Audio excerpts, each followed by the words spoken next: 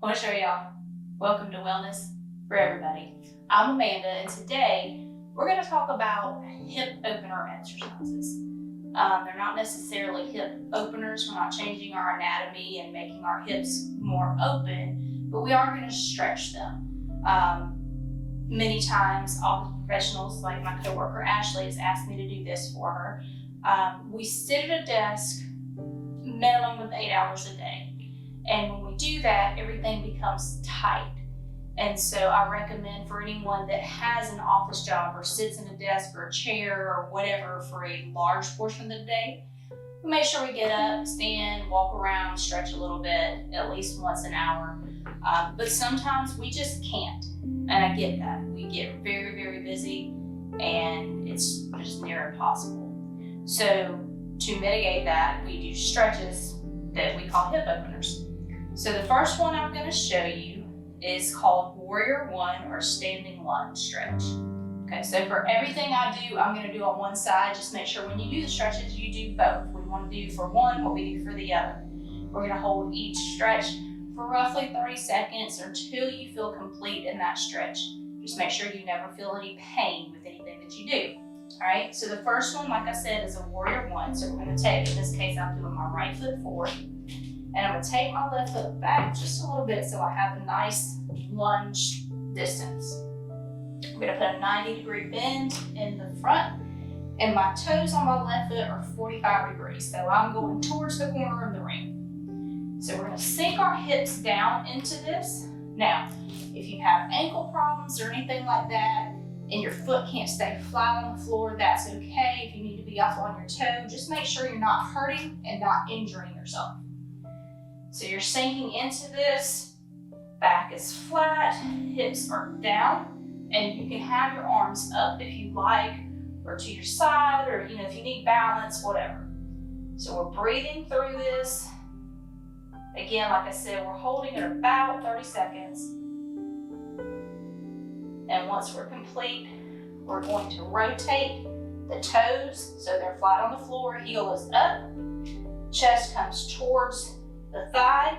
My hands are going onto the floor to the inside of the foot. Okay? This is called a lizard stretch. So with this lizard stretch, you're working your groin area, you're working your hips. You can take, if you're comfortable here and you feel safe here, you can take your elbow and gently push that leg out just a little bit. And if you can't see that, let me rotate this way so you can see. I'm taking my elbow and pushing that out. Okay? And just gently, just make sure that you're comfortable there. You feel safe and your body allows it. Okay, from here, I'm dropping my left knee. I'm coming up, and I'm gonna push my hip towards the ground. It's a hip flexor stretch. This feels fantastic. And you can put your hands on your right on your knee. You can take them up on the floor, whatever you need to do.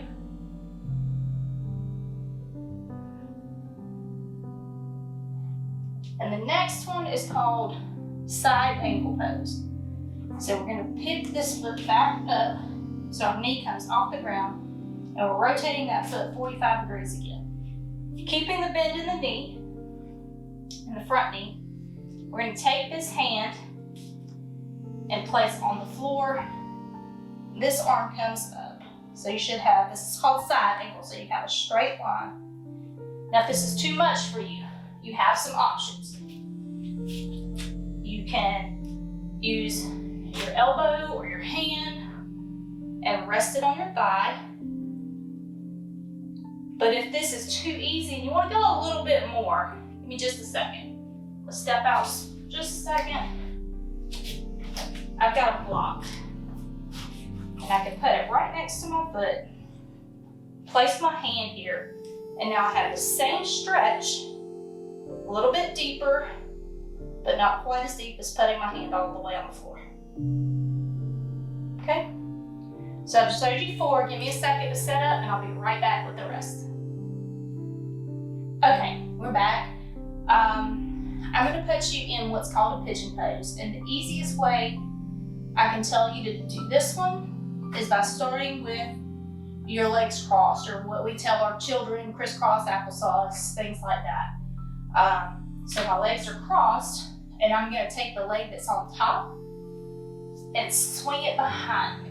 All right, once it's behind me, I'm going to rotate that hip so the top of the thigh is on the floor. Now your other hip is most likely going to come up off the ground. That's okay. If you feel like you can't hold it up, you can take a block, a cushion, something like that, and place it up under that hip, and that'll help hold you steady. All right? So you're going to feel that, the inner thigh growing area, the hip flexors. And if you need a deeper stretch with this, you can come down to your forearms. And if you want a little bit deeper, you can let it all the way out.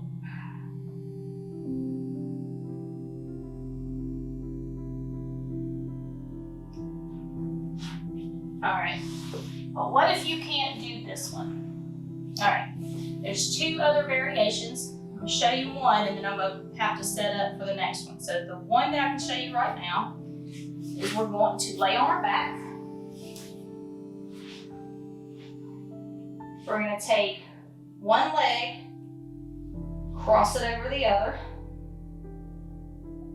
We're going to take the arm, go through the hole that we've created, grabbing the back of the thigh, taking the hand, grabbing the other, and then pull it in. All right, so this is a supine pigeon, or a lying figure, supine figure 4, however you want to call it.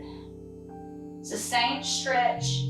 It's just great for people who can't get into the original pigeon pose. Okay, give me just a second and I'll show you the next one. Okay, so we're back and I'm gonna show you the other variation from the pigeon and the supine pigeon.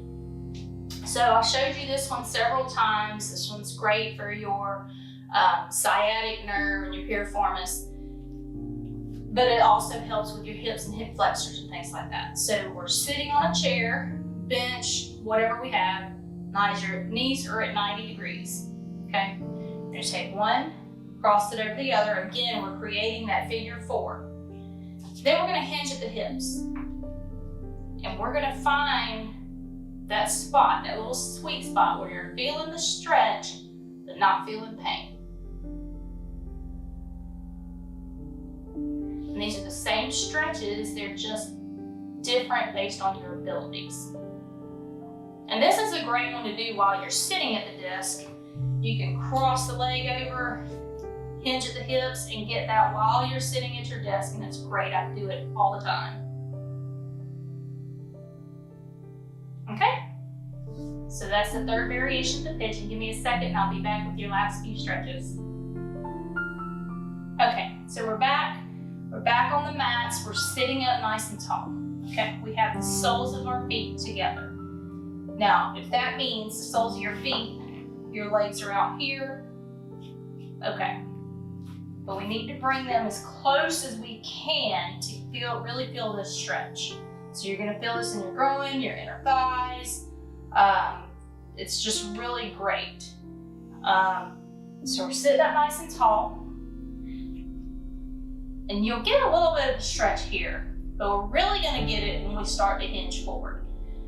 So as you see, my knees fall pretty close to the ground and I don't have to use my elbows. As a matter of fact, I can't. They're so far down, my elbows won't touch them. But a lot of people stop here. And if they do, you can use your elbows and push them down, all right? What we're gonna do is we're gonna sit up nice and tall. We're gonna take a big inhale. And on our exhale, we're gonna use our hips hinging forward, keeping a flat back. And you're just gonna find that point where you feel a really deep stretch. We don't want any pain. We want your back flat, good stretch. If you feel any pain, back out of it to where you don't feel that pain anymore, but you're still getting a stretch.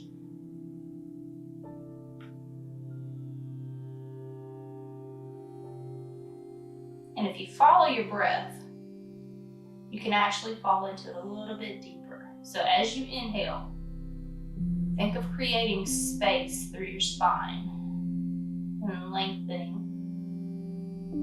And on your exhale, just surrender a little bit more into the stretch.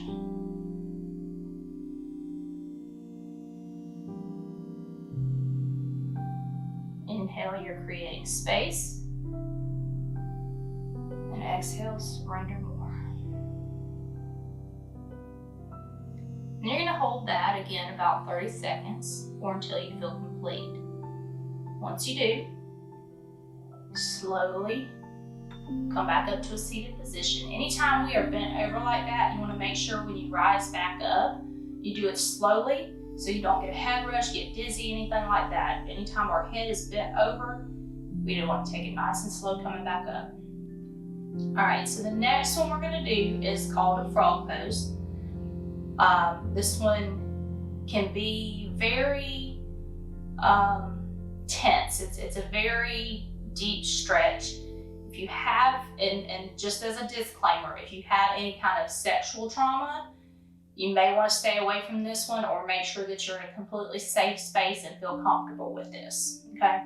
So we're going to come up onto our knees and we're going to slowly walk our knees out, okay? And then we want to make sure that our knee is at a 90-degree angle, and we're going to try and take our belt line towards the mat. So you're going to have to walk your hands out for this. I usually come down on my forearms. And don't force anything. Make sure you're in a position where you're not feeling any pain, you're not forcing yourself down, but you're creating that 90-degree angle in your knees. And sometimes you just have to readjust.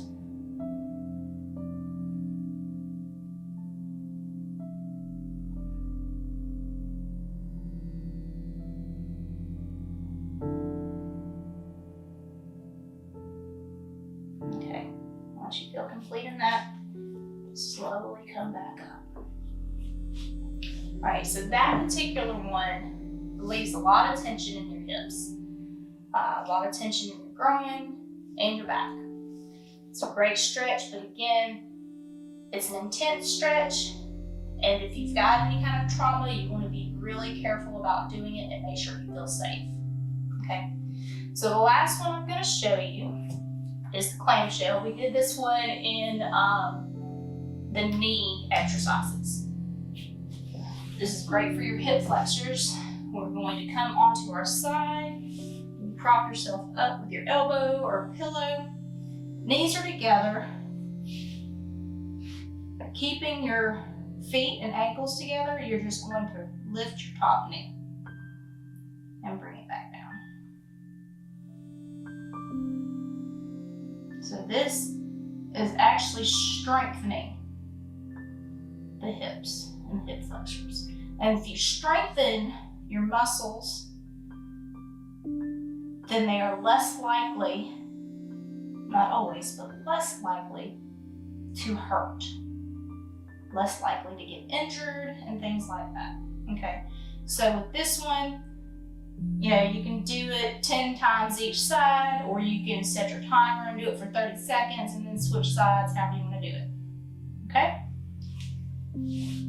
So I've showed you several different stretches that work your lower back, your groin area, your hips, your hip flexors. Some of them release tension in your psoas muscle. So these are some really great stretches. I really enjoy hip flexor work. My hip flexors are tight a lot just from a lot of the things that I do in my personal life. So if you like what you've seen here today, and if you've learned anything, make sure you like the video, share the video, subscribe to the channel, and I'll see you next time on Wellness for Everybody.